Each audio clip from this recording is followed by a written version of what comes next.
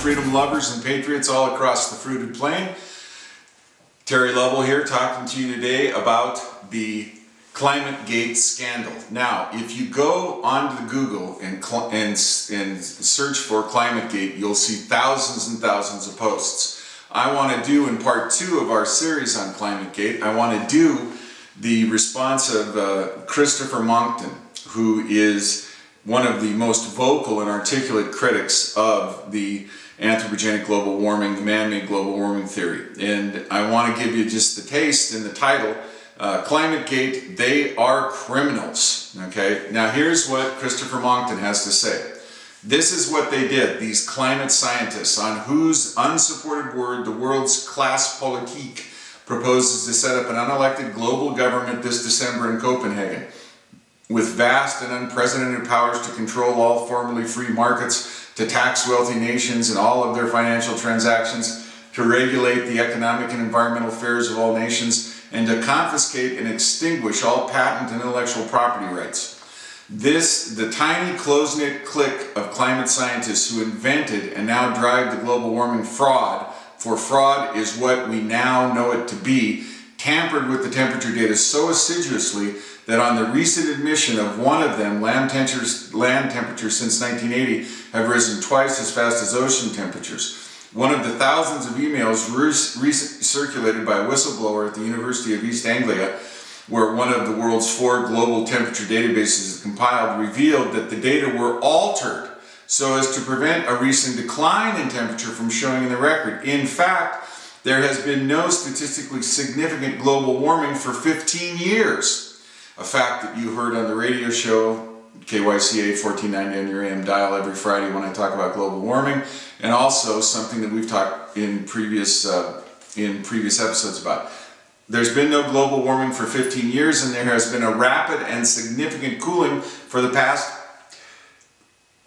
9 years. Worse, these arrogant fraudsters, for fraudsters are what we now know them to be, have refused for years and years and years to reveal their data and their computer program listings. Now we know.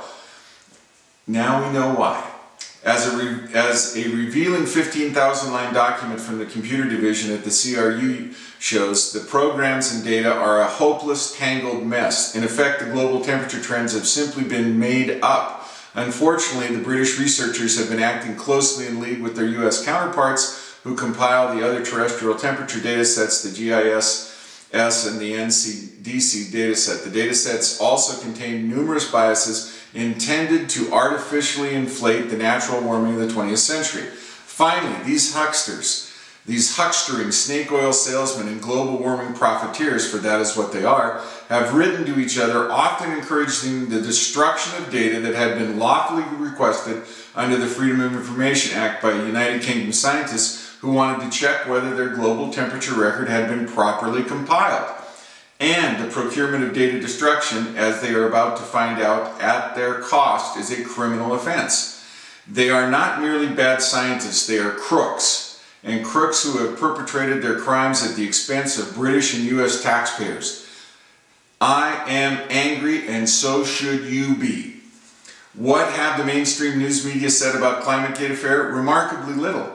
The few who have brought themselves to comment through gritted teeth have said that all of this is a storm in a teacup and that their friends in the University of East Anglia and elsewhere in the climatological community are good people, really. No, they're not. They are criminals. With Professor Fred Singer, who founded the US Satellite Weather Service, I have reported them to UK's Information Commissioner with a request that he investigate their offences and, if thought fit, prosecute.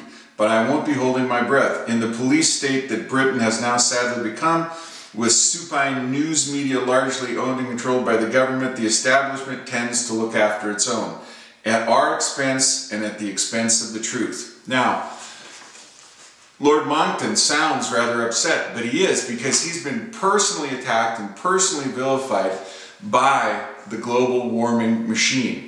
The overall global warming hype machine has attacked anybody and everybody on the basis of their disagreement, their constitutionally protected First Amendment right to disagree with the scientists. The founders of America did not want a technocracy, they wanted a democracy, a representative democracy.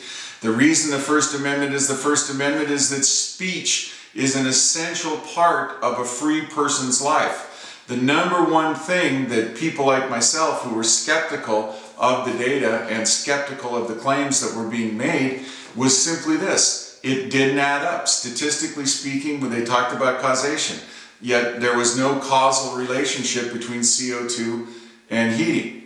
In fact, it was an exact opposite. It was a negative correlation. When the heat went up, CO2 would come up because the oceans got warmed and released CO2. The lag between CO2 and heating was about 800 years. And the heating occurred first and the CO2 going up occurred second.